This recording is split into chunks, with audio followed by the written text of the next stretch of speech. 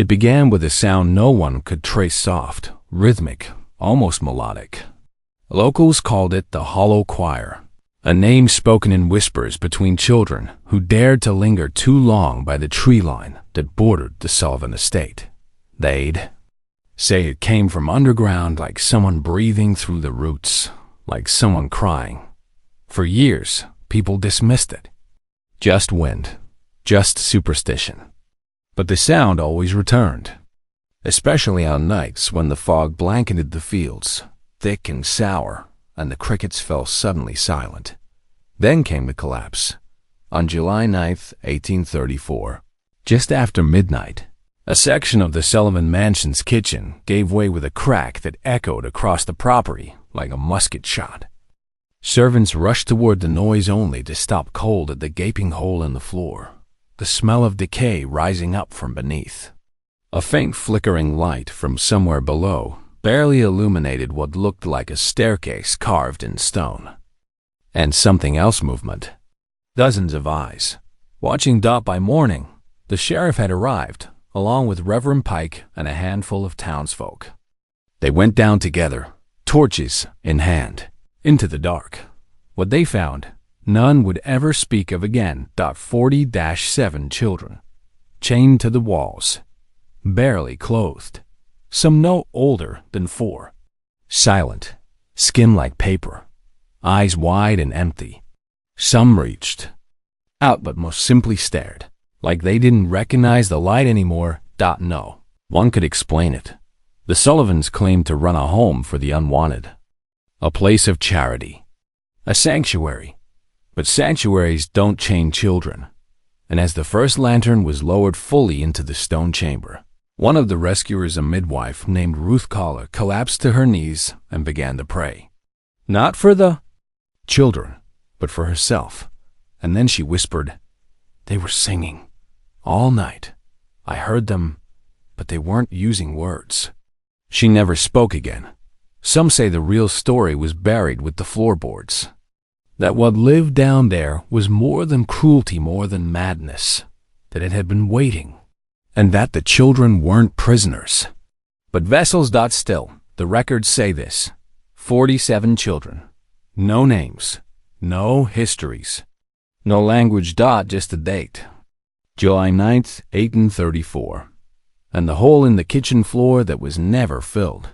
Asterisk. The land was generous in Virginia, back then thick with black soil, wild with pine and sycamore.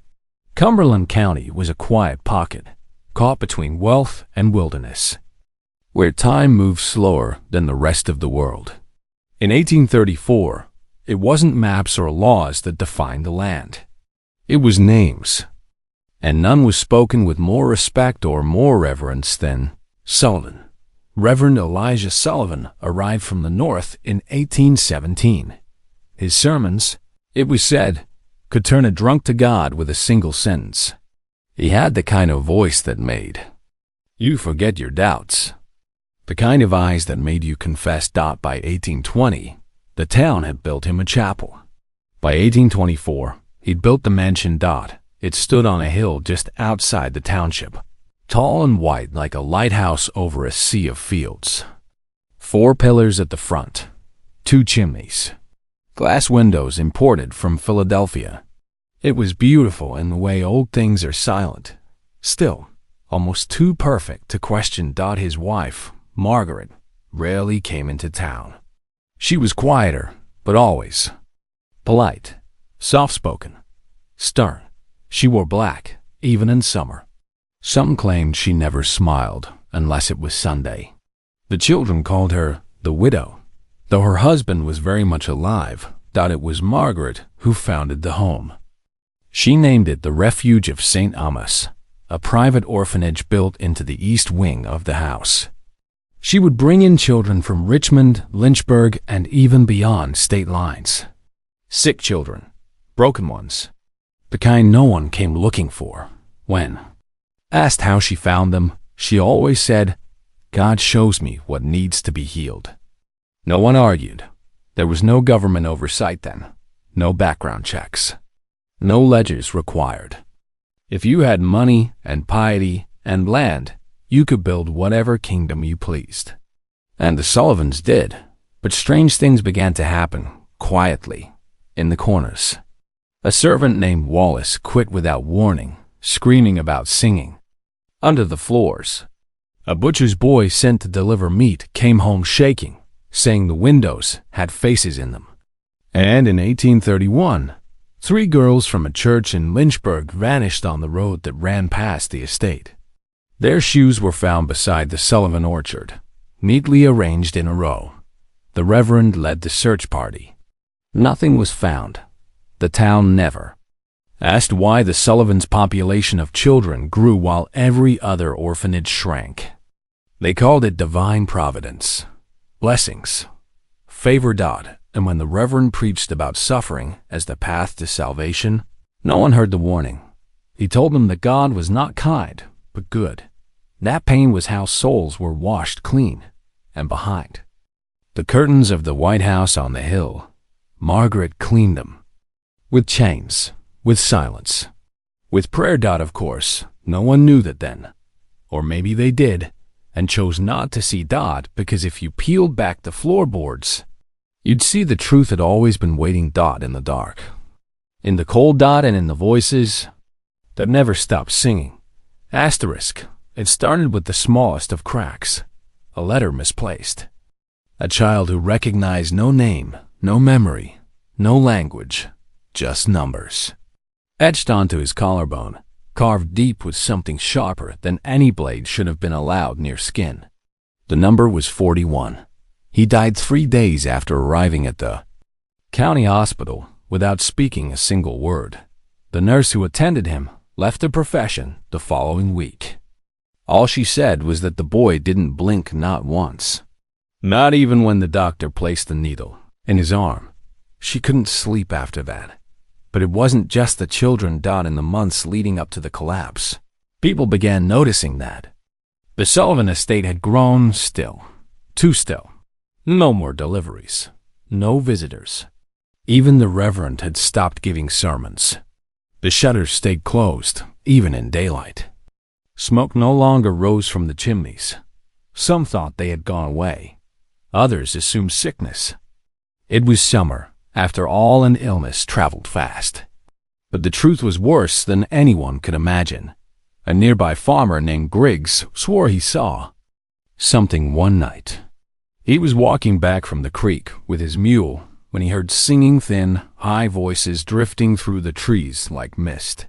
He followed the sound until he reached the back of the Sullivan property. What he saw was impossible. A line of children, maybe a dozen, all barefoot, walking in a circle under the moonlight. Their hands were raised, but not touching, as if something else, something unseen, was holding them together. In the center of the circle stood a figure in white, tall, still, watching.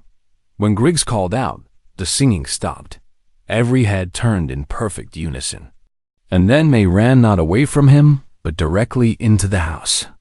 No words, no panic, just movement, mechanical and perfect. He never told the sheriff, just his brother, and only once, because the next morning he found his mule gutted in the barn.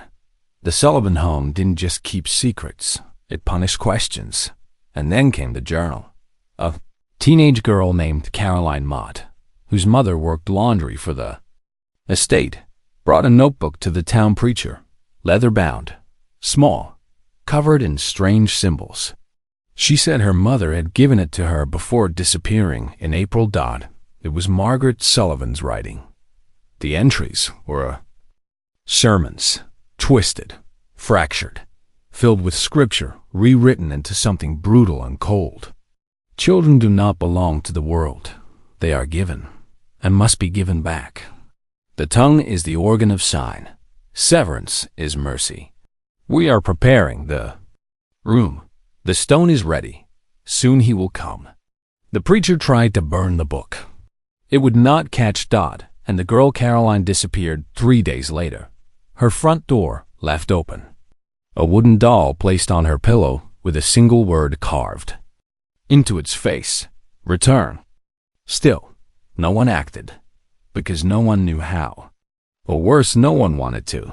The Sullivans were untouchable. Their money funded the church, their name painted on school walls and medical cards. And deep down, the town feared them not for what they did, but for what they knew. Everyone felt it. That something was wrong, that the air had changed. And then, on a night heavy with thunder and no stars in the sky, the house breathed out its secret. The floor gave way, and the children began to rise. The sheriff's report was only 2 pages long. No official photographs, no full inventory, no autopsy requests, just a list. 47 children.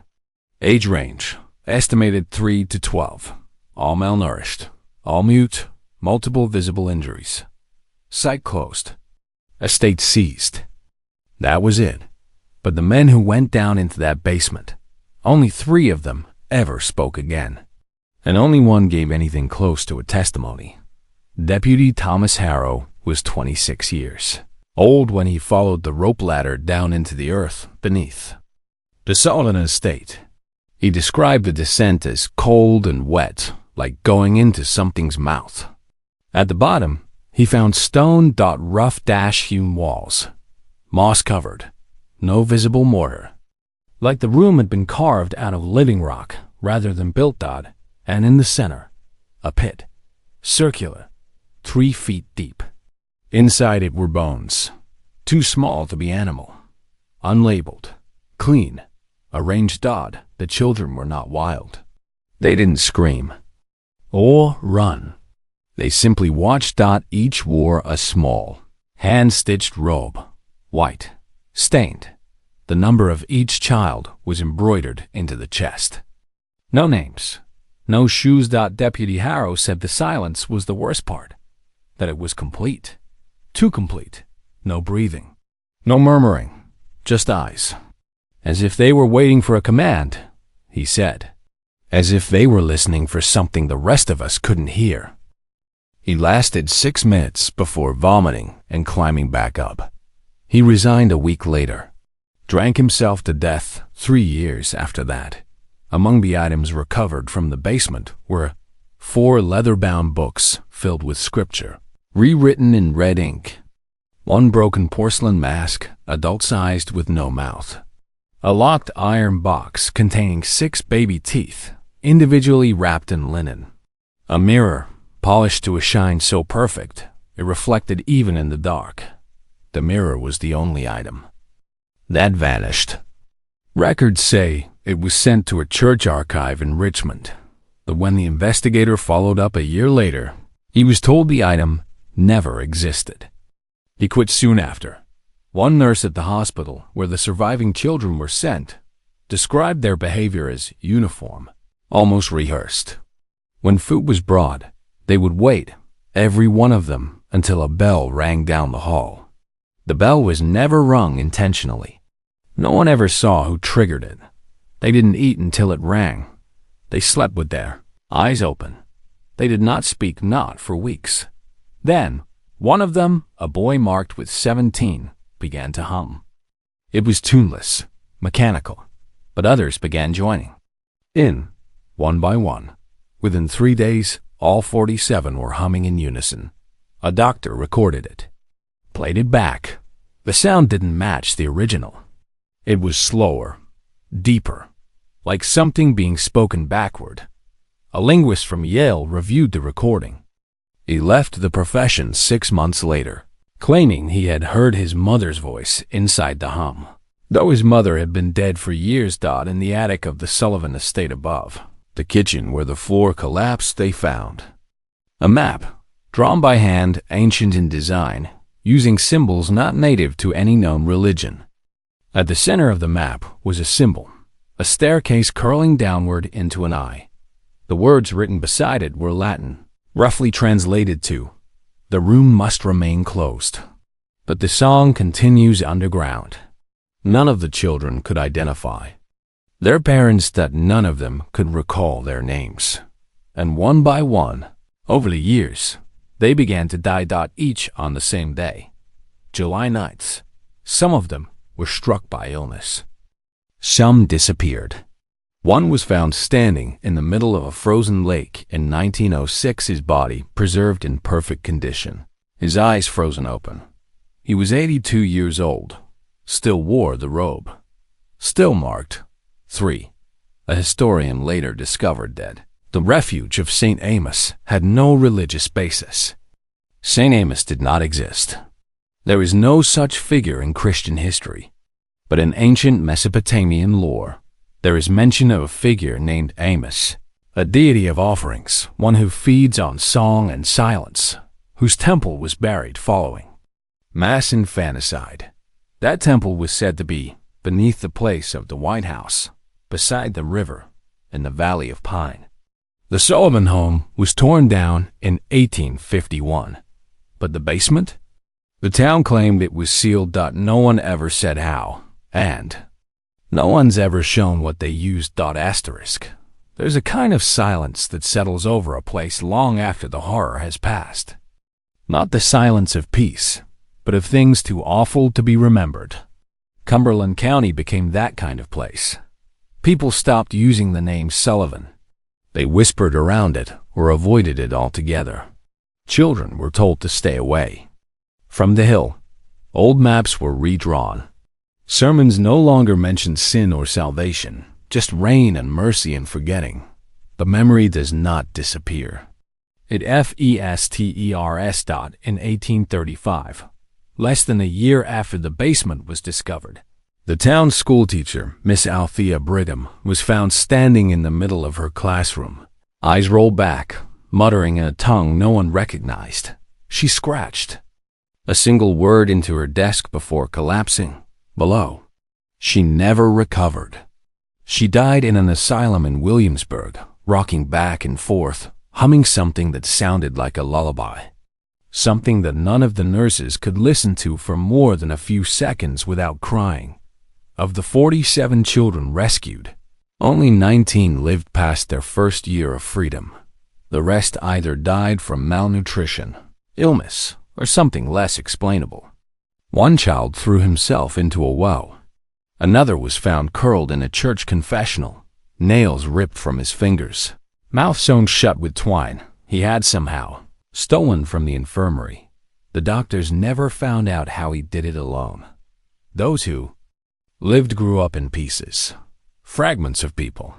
Josie, the girl marked with 12, never spoke, but drew constantly, always in black ink. Always the same image, a narrow stairwell, descending in a spiral, with hands reaching up from the bottom. She drew it thousands of times. On walls, on bedsheets, on her own skin. She died in 1902, heart failure. When they opened her drawer after the funeral, they found a letter addressed to whomever sees. It read, "They're still down there. Some of them. They never got out. They hummed to keep the door closed. But if the humming stops..." She didn't finish the sentence. Others suffered differently. A boy called Nathaniel, number 9, became a gravedigger. Never married, never left the county. He dug exactly 47 graves in his lifetime. His last one was for himself. When they found his journal, there was one passage underlined 3 times. She didn't want to save us. She wanted us to stay. We were bricks in the wall. Our bones were mortar. Not one of the children remembered who their parents were. Not one of the children had a recorded birth, and not one of them could bear the sound of singing ever again. It wasn't just the survivors who carried it. The town changed, too, in ways that were subtle, then not. A rash of suicides followed the basement discovery. The coroner, a midwife, the carpenter who had repaired the chapel after the reverend vanished. A farmer was found in his barn, crucified upside down. No sign of struggle, no footprints in the mud. Just the words, "Forgive us," carved into the wood above his body, in handwriting that matched his wife's.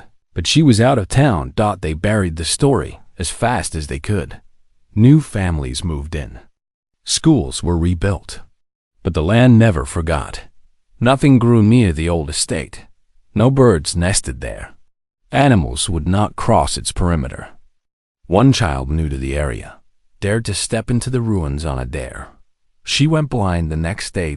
Medical reports claimed it was optic nerve degradation due to a congenital defect. But her last words, before her sight left her completely, were, "I saw a staircase made of teeth." And still, no one spoke of what really happened, because to speak of it was to invite it back. The churches changed their tone. No more fire and brimstone.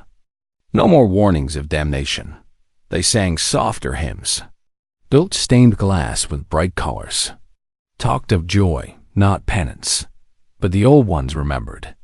The elders would sometimes wake up screaming, clutching their ears, claiming they could still hear the humming, that it was changing, slowing, fading. In 1873, a letter was delivered to the local sheriff.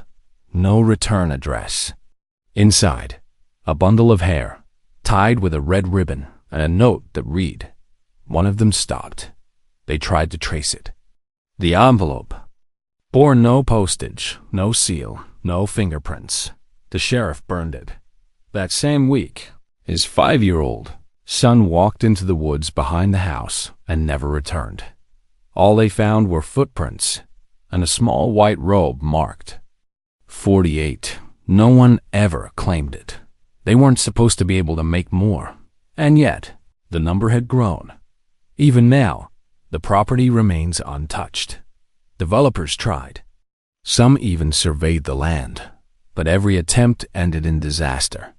One man fell through a sinkhole while walking the site. He broke both legs. Said he heard whispers under the soil the whole time he was trapped. He begged never to be brought near it again. And those who drive past at night, if they dare say, they sometimes see flickering lights under the dirt, as if something far below is still trying to reach the surface. Or call someone back down. There are places that do not forget pain. There are children whose silence is louder than any scream. And there is something beneath that hill that still waits, still hums, still listens. Officially, the investigation into the Sullivan family ended in 1835. The report was closed. No charges were filed. The town declared it a tragedy of negligence. The Sullivan name was scrubbed from public records. The mansion was demolished. Case closed, but nothing was resolved. There were no trials. No bodies of Elijah or Margaret Sullivan were ever found. Just the shattered remains of their carriage and a ribbon belonging to Margaret, tied to a tree overlooking Elk Ridge Bluff. People assumed they ran. Others thought they jumped. But no bones were ever recovered. No signs of violence. No farewell. Just disappearance. And then there were the other questions. The ones that never made it into the newspapers. Why were there no burial records for the dozens of tiny skeletons found in the pit below the basement? Why were several of the artifacts, like the mirror, the leather-bound books, the iron box, transferred out of the county without authorization? And most importantly, why did the church seal every document related to the case under lock and oath? Some claimed it was political, that the Sullivans were connected to powerful people in Richmond, possibly even tied to early Masonic circles. Margaret's brother, after all, was a federal judge. Elijah had hosted senators. There were donations, quiet ones, large ones, but others whispered something older. Paranormal researchers in the 1970s uncovered a strange detail. The layout of the Sullivan basement, a stone square with 7 alcoves and a central pit, was nearly identical to the foundations of pre-Abrahamic sacrifice sites found in Eastern Europe and the Levant. Sites known for child offerings to gods of silence, shadow, and birth reversal. Some suggested that the Sullivan estate was built atop something ancient, a site not meant to be disturbed. They pointed to the strange symbols carved into the attic. Map. One researcher compared them to Sumerian inscriptions related to the deity Amus, a forgotten figure known only from fragmented clay tablets, believed to consume language and live beneath doorways. Margaret's journals, those that survived, reference ritual silence, reversal of tongues, and preparing the voice. It wasn't punishment, some theorized. It was worship. But to what? Another theory came from a local historian who studied regional disappearances. Between 1818 and 1834, over 90 children vanished from 5 counties surrounding Cumberland. All poor, all undocumented. All assumed lost to plague, starvation, or escape. But of those 90, exactly 47 were rumored to have been seen near the Sullivan estate. The number was not a coincidence. One former clergyman, in a letter never published, said he believed the Sullivans were part of a hidden rite, a cult that believed that children, when kept silent and separated from the world, could be used as conduits, that their minds, untouched by language, were pure vessels. An empty song, he wrote, sings louder than a filled one. But the most disturbing theory came decades later, in 1942, from a retired anthropologist who claimed that the children weren't being held. They were being trained, conditioned to sing a song not yet meant for human ears. A song meant to open something, or hold something back. Something beneath. This theory was dismissed, of course, ridiculed, forgotten. Until 1997, when a landslide near the ruins unearthed part of the original foundation. The workers stopped digging when they hit bone. The first femur was human. The second was not, and wrapped around it, fused into the stone, was a length of chain. No one reported it. The site was reburied by morning, but a photo surfaced on an online forum in 2003. Grainy, dark, but unmistakable. 7 children, standing in a circle, and in the center, a staircase of teeth. The Sullivan house is gone now. Grass has covered the hill. The white columns were pulled down, the stone basement sealed, the foundation erased. What once stood as a monument to salvation is now just empty land, untouched, unclaimed, and avoided. Even the locals don't speak of it. Ask directions to the hill and you'll get silence. Ask about the children and eyes will shift away. No signs mark the land. No plaques, no stones, no acknowledgement. Just soil. And a breeze that always seems too cold for the season. But for those who remember, if any truly still do, the past never left. Because the truth is, evil rarely announces itself. It doesn't arrive with flames or horns or glowing eyes.